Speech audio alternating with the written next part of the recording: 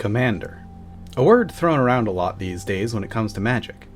Designed for Commander, Commander decks, Commander Masters, EDH.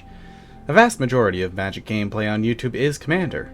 So many analysis and discussion channels, myself included, have a heavy focus on Commander. Podcasts, tournaments, YouTube shorts, it's nearly impossible to go anywhere in the Magic sphere without hearing about Commander. So what the heck even is it?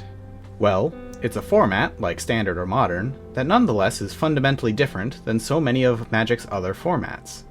The only ones that are truly alike are ones that have spiraled out of Commander's popularity, like Oathbreaker or Brawl. And there are absolutely reasons for the format's overwhelming popularity. But again, what even is it?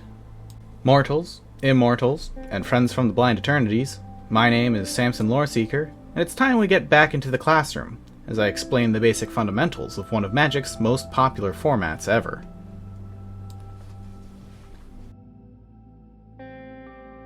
What's Commander? Simply put, Commander is a 100-card singleton multiplayer format, where you play a deck built around a specific legendary creature. Technically, now legendary vehicles and spacecraft count as well. So what does this mean? Let's break the statement down one part at a time. Let's discuss what a Commander actually is.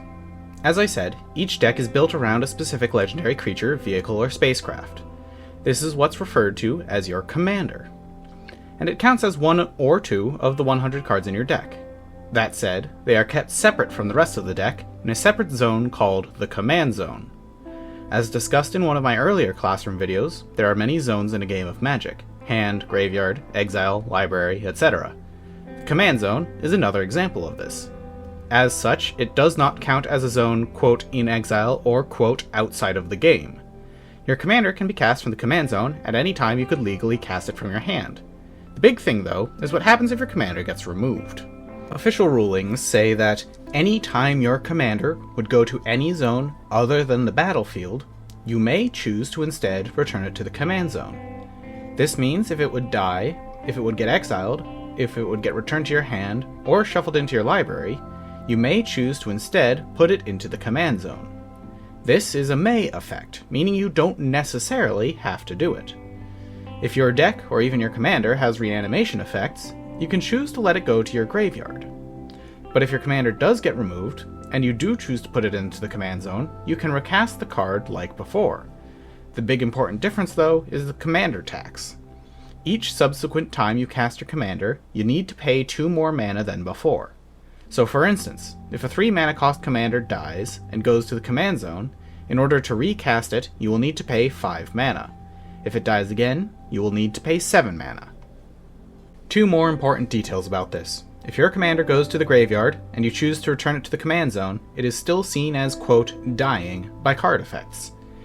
Similarly, effects like Chaos Warp will still fully resolve, even if you do not put your commander into the library. You will still do the full shuffle and the reveal. Secondly, you cannot choose to move your commander to the command zone if it is being reanimated from your graveyard by someone else. This is because the rule that is in place states specifically that you can only return it to the command zone if it would be sent to any place other than the battlefield. That unfortunately doesn't just mean your own battlefield. There is also a special rule surrounding commanders. If your commander ever deals 21 combat damage to an opponent, that opponent is eliminated no matter what their life total is. This number is because back when the format first started, and it was called Elder Dragon Highlander, there were a cycle of Elder Dragons that all had 7 power. 3 hits from one of them would deal 21 damage, and so the rule was born. The next very important thing to talk about is color identity. When you choose something to be your commander, you need to take a look at what colors are on the card. Not just in the mana cost, but also any abilities the card may have. For instance, Kenrith the Returned King or Kyodai Soul of Kamigawa appear to be, and actually are, just white creatures. However, their activated abilities include all 5 colors of mana. This means that their color identity is all 5 colors. Along similar lines, Kel's Fight Fixer is black, but thanks to a blue mana in her ability, her color identity is black and blue. So what does this mean? Well, it means that you are only able to play cards that are those colors. Looking again at Kel's, with her blue-black color identity, this means you can only run blue cards, black cards, blue-black cards, or spells with no color anywhere on their card. You would not be able to run cards that have white, green, or red mana anywhere on them, not in activated abilities or in mana costs. For instance, Denethor Stone Seer is a blue creature, but it has a red activated ability, and as such would be unable to be run in a Kells deck. Likewise, Murderous Redcap would also not be allowed in the deck, as even though it could, theoretically, only be cast for black mana, the red mana in the hybrid symbols disallows it from being run with Kells. This is true for lands as well. If a mana pip not in your identity is visible on the card, you cannot run it in the deck. However, lands that say any color on them are allowed to be run, since they do not have the mana symbol.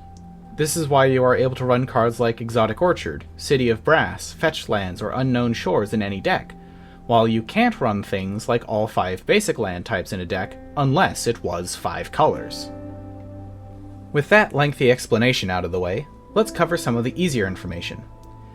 When I said singleton, that means that you cannot have any duplicate cards in your deck, with the exception of basic lands or cards that state otherwise.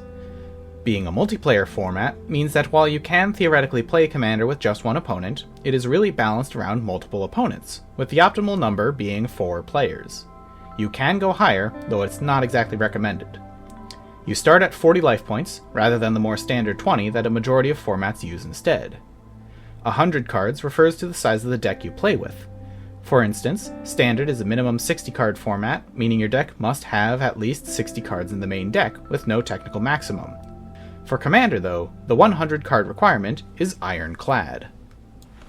Next up, banned cards, brackets, and game changers.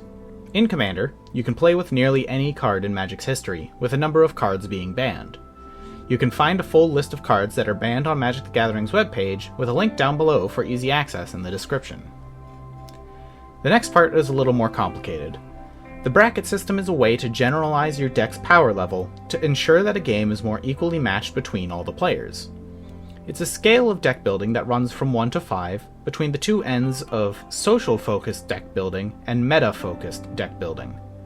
While there are general rules for what makes a deck a certain bracket, the intent behind the deck is what really matters. It is technically possible to build a deck that aligns more with the meta-focused brackets while technically meeting the requirements for a social-focused bracket.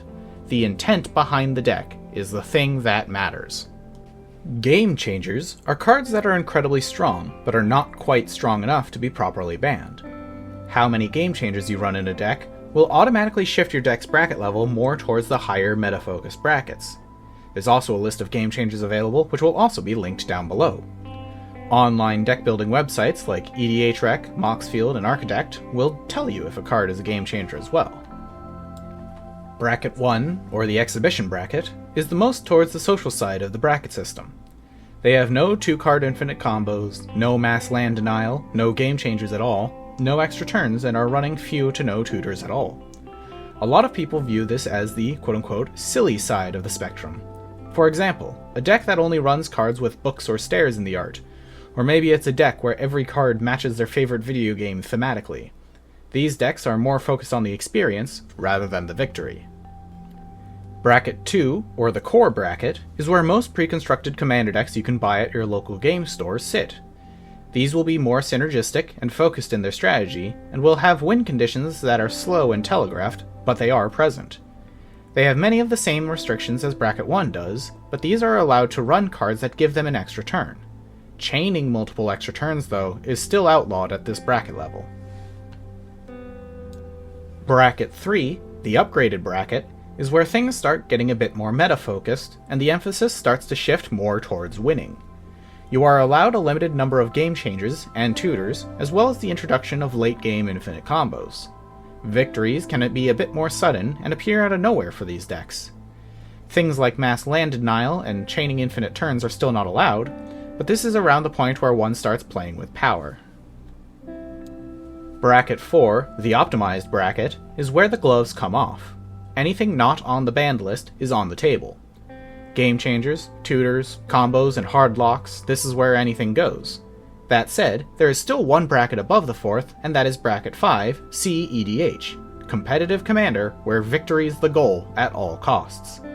This is where the fastest and the most powerful decks sit, aiming to combo or kill or win as fast as possible, with some decks being able to win on turn 2 or 3 of a game. Again though, these brackets are more based on intent rather than any hard and fast rules. Is it possible to make a silly deck even with a game changer in it? Of course it is. Is it possible to make a fiercely competitive deck even without any infinite combos or tutors? Yeah, definitely. So remember to consider the intent behind your deck when you discuss your brackets with other players. And with all of this said, congratulations! You now know more about Commander. At this point, you are set to start playing this format that so many people love. You can go out and get yourself a pre-constructed deck, or start looking through your collection of legendary creatures to start making your own deck right now if you wanted. It's a whole fascinating world of deck building out there, and in general, playgroups will be happy to teach you the finer points of this game. And some players will even be willing to let you borrow one of their decks for a game or two so you can see what you prefer to play. The question now is, what are you waiting for?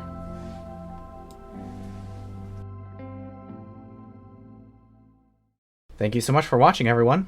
I knew this video had to be next in the Classroom series, simply due to how much my channel focuses on Commander, and how much Commander dominates most of the Magosphere nowadays. If you enjoyed this video, please do like, subscribe, comment, share, whatever else you do. And until next time, please, take care of yourselves, everybody.